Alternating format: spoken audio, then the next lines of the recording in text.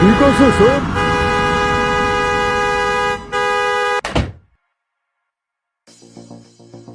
Driver, তুমি গাড়ি নিয়ে বাড়ি চলে যাও, আজকে মিটিং ক্যান্সেল। ওকে বস।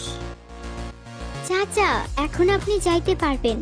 হ্যাঁ মা, আমি যাইতে পারবো। আল্লাহ তোমাকে যেন ভালো রাখে।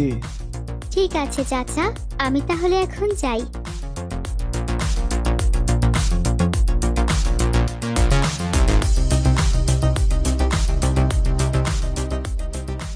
আচ্ছা ভাই, যে মেয়েটা বাড়িতে ঢুকলো এই মেয়েটার নাম কি?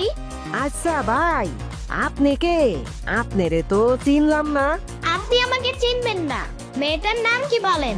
ম্যাডামের নাম রূপা, বাবার নাম সামাত মাস্টার।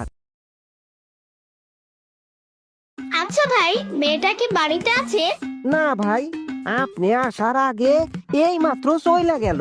ও শিট, আমি এখন কি করি? স্যার, বাড়িতে ম্যাডামের বাবা আছে। আমাকে একটু ভেতরে যেতে দাও ভাই। ঠিক আছে স্যার, আপনি ভিতরে যান। কাউরে তো ভেতরে দেখতে পারতেছি না। এই ছেলে, কে তুমি? আমার বাড়ির ভিতরে কি করছো? স্যার, আপনি আমাকে চিনতে পারছেন? না তো, কে তুমি বাবা? তোমাকে তো ঠিক চিনতে পারলাম না। স্যার, আমি আপনার স্কুলে ক্লাস 7 পর্যন্ত পড়েছিলাম। তোমার নাম কি বাবা? আমার নাম স্যার ইয়ামিন। ও, চিনতে পারছি। তা তুমি এখন কি করো আর আমার বাসায় কেন? স্যার, আমি বড় একটা বিজনেসম্যান, আমেরিকায় থাকি।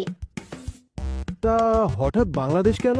স্যার, বাংলাদেশে একটা বিজনেসের কাজে আসছি, এসে দেখতে পাই একটা মেয়েকে, তাকে অনেক ভালো লাগে। হঠাৎ তার পিছু পিছু ছুটে আসি, এই বাড়িতে এসে দেখি আপনি। তা বাবা, আমার মেয়েটাকে কি তোমার পছন্দ হয়েছে? আমি তোমার মতন একটা সহজ সরল ছেলেই খুঁজছি, মেয়েটাকে বিয়ে দেব। তুমি কি বলো বাবা?